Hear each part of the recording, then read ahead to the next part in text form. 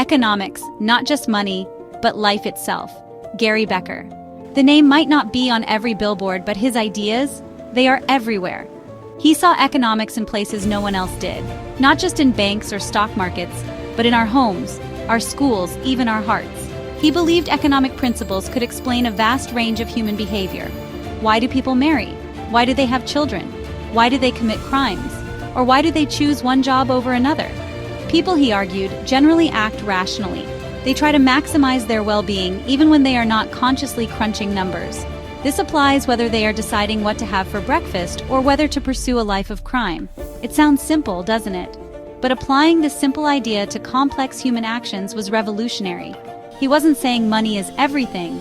He was saying the logic of economics, the weighing of costs and benefits, incentives and constraints, applies to almost everything. Becker crashed that party. He said, hold on a minute, he made economics personal. Gary Stanley Becker wasn't born into a world of high finance or academic theory. He arrived in 1930 in Pottsville, Pennsylvania, a small coal mining town. His father, who had not completed high school, ran a small business. This early exposure to the practicalities of commerce might have planted a seed, but it was his own sharp intellect and an insatiable curiosity that truly set him on his path. He was a bright kid, always asking questions, always trying to figure things out. His academic journey took him to Princeton University for his undergraduate degree. Initially, he majored in mathematics, but he found himself increasingly drawn to economics. He felt it had the potential to address important social problems. He wanted to understand how the world worked, and economics seemed to offer a powerful toolkit. He found it too narrow, too focused on markets, and not enough on the broader spectrum of human behavior.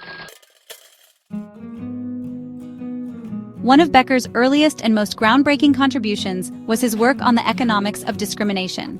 Published in 1957, his book was a bombshell. At the time, discrimination was largely seen as an irrational prejudice. Becker disagreed. He argued that discrimination wasn't just morally wrong, it was also economically inefficient.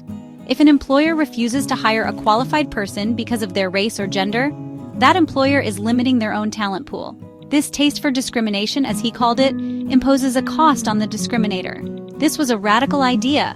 It suggested that market forces, in the long run, could work to reduce discrimination. Companies that discriminated would be less competitive than those that didn't. This economic perspective provided a new way to understand and potentially combat discrimination. It shifted the conversation from purely moral condemnation to include an analysis of economic incentives and consequences. Then came his work on human capital. Becker proposed that education, training, and even health are investments in ourselves. Just like companies invest in machinery or buildings, individuals invest in their skills and knowledge. This concept transformed how economists, policymakers, and even individuals thought about education. It wasn't just consumption, it was a crucial investment in future productivity and well-being. Section 4, Crime, Punishment, and the Economics of I Do. Becker didn't stop at discrimination and education. He turned his economic lens to the seemingly irrational world of crime. Why do people commit crimes? The common view was that criminals were deviant, perhaps psychologically flawed. Becker, in his characteristically analytical way, proposed something different. He suggested that many criminals are rational actors. They weigh the potential benefits of a crime, the loot, the thrill, against the potential costs, the probability of getting caught, the severity of punishment, lost income from legitimate work. If the expected benefits outweigh the expected costs, they might choose to commit the crime. This rational criminal model had profound implications for how to combat crime. Instead of just focusing on moral reform, Becker's work suggested that policymakers could influence crime rates by changing the incentives. Increase the likelihood of apprehension, impose tougher, more certain penalties, or create better legal economic opportunities so that crime becomes a less attractive option. This approach doesn't deny that other factors play a role, but it provides a powerful framework for thinking about deterrence and law enforcement strategies. Section 5, Recognition for Revolutionary Medals and a Nobel. Gary Becker's willingness to push the boundaries of economics did not go unnoticed. While his early work often met with skepticism, the power and explanatory reach of his ideas gradually won over the profession. The accolades began to accumulate, testament to the profound impact he was having. One of the first major honors was the John Bates Clark Medal, which he received in 1967. This prestigious award is given by the American Economic Association to the American economist under the age of 40, who is judged to have made the most significant contribution to economic thought and knowledge. It was a clear sign that the establishment was starting to recognize the importance of his unorthodox approach. This early recognition was just the beginning.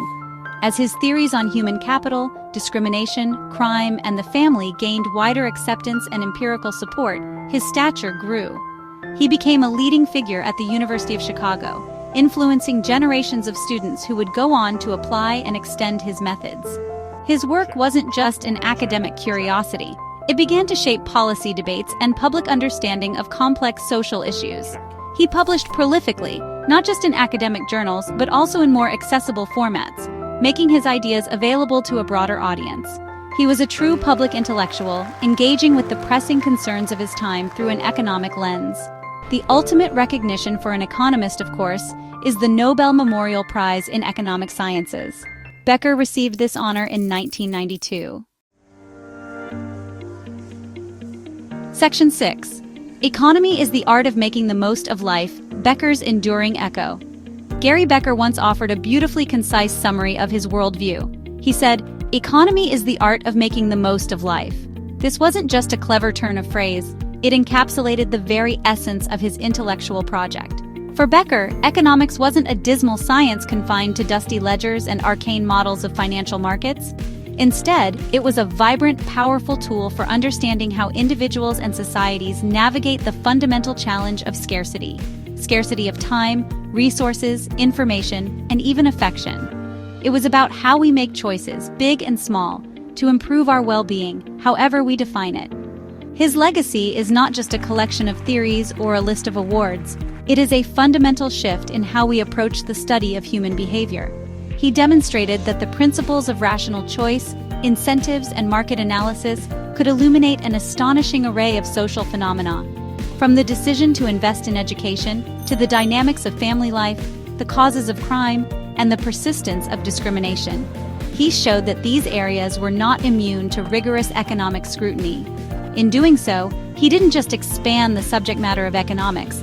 He also provided other social sciences with new analytical tools and perspectives, fostering interdisciplinary cross-pollination.